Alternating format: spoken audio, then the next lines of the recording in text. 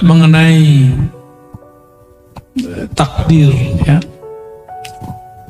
Istilah takdir yang digantung, mu'allaq bahasa Arabnya, jadi belum terjadi. Ada takdir yang mubram. Bapak itu sukunya apa, Pak? Sukunya apa? Betawi. Bisa protes nggak? Coba saya lahir jadi orang Arab, bisa nggak? Nah, itu namanya mubram, ya. Itu menurut ilmu akidah nih, ya. Ini ada versi lainnya ntar. Karena kalau dalam kitab begitu aja, yang kitab ilmu akidah. Tapi dalam kitab ilmu ma'rifatullah itu lain lagi, ya, ada yang lebih dalam dari itu. Kita ini ditakdirkan hidup di akhir zaman. Bisa nolak nggak? Bisa nolak? Udah terima aja. Itu namanya takdir mubram. Lahir pengennya kulit kayak orang Korea, ya. Ya, nggak enak juga kali. Tapi ternyata lahir kulit sawo, ya, sawo mateng apa telur mateng. Nggak jelas, ya. Kita nggak bisa protes, udah begitu aja. Apapun yang dia mau, bagi saya, mohon maaf. Jadi itu versi ilmu akidah. Semua takdir itu mubram bagi saya. Suka-suka Allah lah. Takdir mu'allaq itu ternyata sebenarnya mubram juga. Kenapa? Dia masih digantung, tapi kan haknya Allah. Mungkinkah takdir digeser? Mungkin. Ini pada sisi Allah, semua takdir itu suka-suka dia, bukan suka-suka kita. Sepakat? Takdir itu terbitnya dari kudrat iradat Allah, maka mutlak milik dia, nggak usah atur-atur. Makanya di dalam hikam awal-awal, arih nafsaka minat tadbir, jangan kamu urus yang tidak perlu kamu urus. Ahli akidah mencoba menteorikan itu karena banyak orang protes. Ini takdir bisa dirubah nggak segala macam, ya. Takdir itu bahasa Arab artinya ukuran yang Allah berikan untuk kita. Kita dikasih ukuran 10, tergantung kita ngambil berapa. Harusnya antum tuh suksesnya 10 kali lipat, cuma ngambilnya cuma 2. Salah siapa? Nggak akan keluar dari takdir. Ada kesalahpahaman memahami takdir. Takdir itu cuma 4. Apa aja? Waktu kita dalam janin, takdir cuma 4, Ustaz, ya. Apa aja tuh? Apa? Ajal. Cepet amat ajal. Bikat birizkihi. Rizki dulu. Rizki itu jodoh 1. Jodoh itu rizki. Bikat birizkihi. Nggak ada di hadisnya wa jodohihi, nggak ada. Bikat birizkihi 1. Terus wa amalihi, amal dulu. Ngapain kamu nanti? Itu amal bahasa Arabnya. Terus yang ketiga apa? Wa ajalihi, baru ajal. Jangan langsung ajal, Pak. Cepet amat mau ajal aja, ya. Baru yang keempat, syaqiyun au sa'id. Dia nanya ahli surga apa neraka. Gitu. Bahagia di surga atau sengsara di neraka. Itu maksudnya, bukan bahagia di dunia, bukan itu. Banyak yang salah terjemah itu. Syaqi, dia sengsara masuk neraka, atau sa'id, dia bahagia masuk surga. Tuh, ini aja udah panjang aneh jelasin. Antum mau nambah lagi pertanyaan. Rezeki, saya mau tanya, kalau kita waktu kecil dulu nggak punya gaji, rezeki datang nggak? Dianterin oleh mak kita, ya nggak? Bener?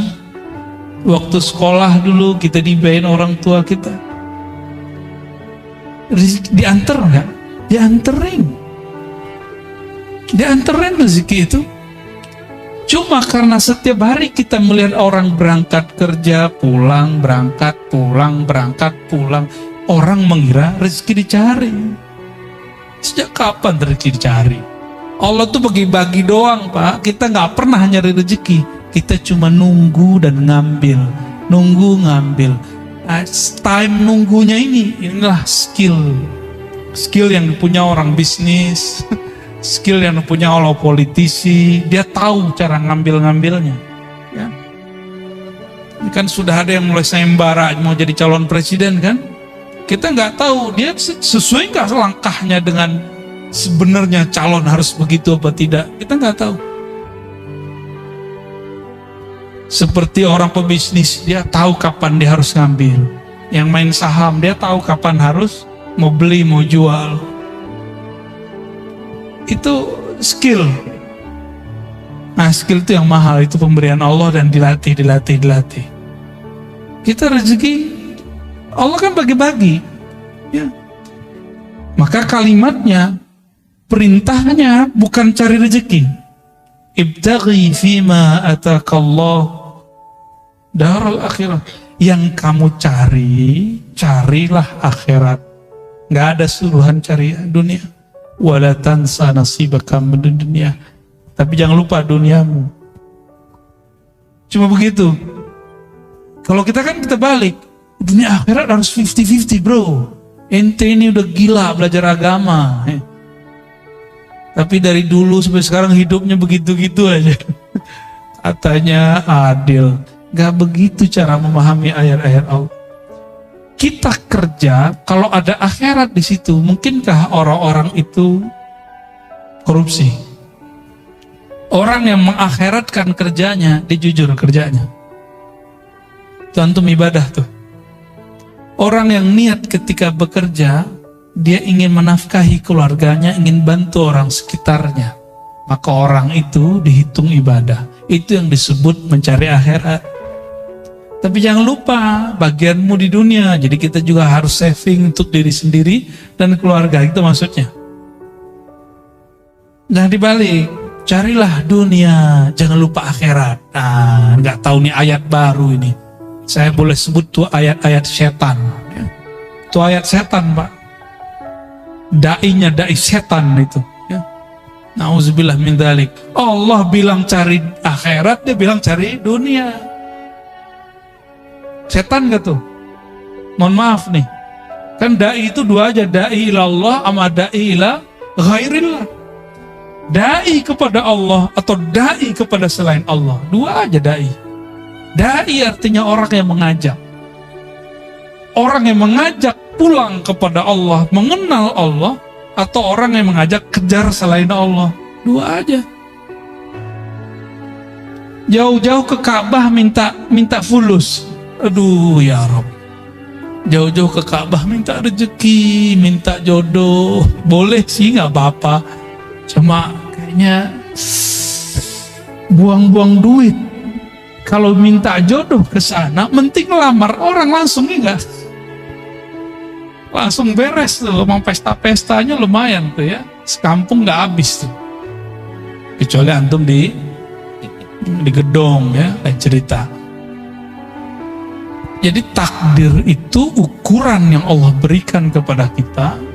Lalu Allah titipkan di dalam diri ukuran lain yang disebut kasab.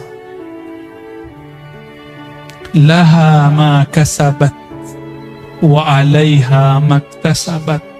Laha positif. Dia akan memperoleh prestasi yang dia usahakan. Wa alaiha maktasabat. Dia akan kena hukuman terhadap apa yang dia kerjakan. Kasab. Maka dalam akidah Imam Asy'ari Ahlus Sunnah wal Jamaah, Imam Asy'ari ini murid Imam Junaid juga. Apa kata beliau? Allah kasih satu sir di dalam dirimu bernama kasab. Kasab itu sebenarnya adalah tajalli, pancaran kudrat iradat Allah yang Allah pinjamkan ke dalam diri manusia. Maka di saat dia faham kasabnya dia kemudian mengatakan, aku bisa begini pun karena Allah juga yang memberi. La haula wala quwwata illa billah. Maka ketika dia mendapatkan sesuatu, dia girang untuk berbagi kepada hamba-hamba Allah. Ya. Nah itu takdir. Jadi takdir itu Bapak Ibu, ada takdir Lauh Mahfuz. itu jadi bukan qada azali, qadar hadis, enggak. Yang tepat ya, yang tepat secara ilmu ma'rifatullah, qadar sama. Qadar ini saya mau ngambilnya yang pakai sinonim. Itu tertulis di Lauh Mahfuz. Lauh Mahfuz itu, lauh bahasa Arabnya papan tulis. Cuma kan yang di langit itu bukan papan, Pak.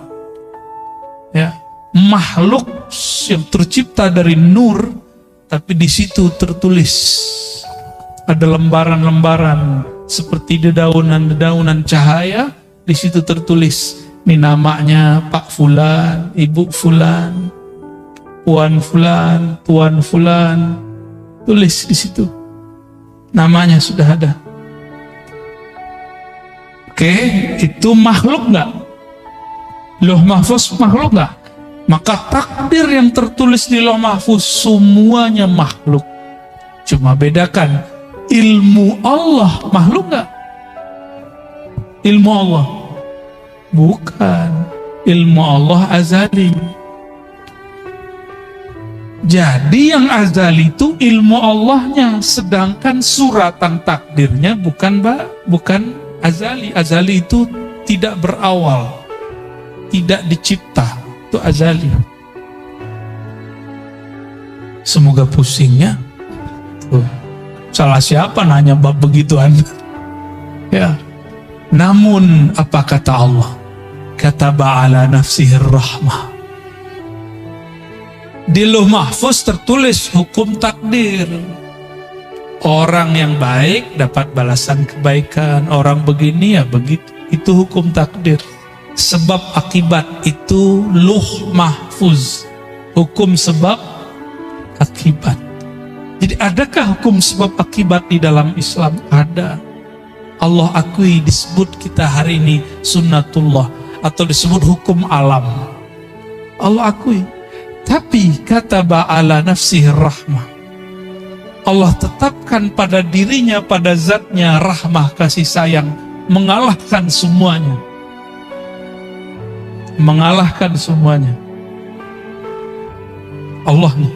Maka Allah mengatakan Ar-Rahman ala arsyistawa, Dia yang maha pengasih, penyayang itu bersemayam, meratakan, memenuhi semua aras, dan aras itu meliputi alam semesta.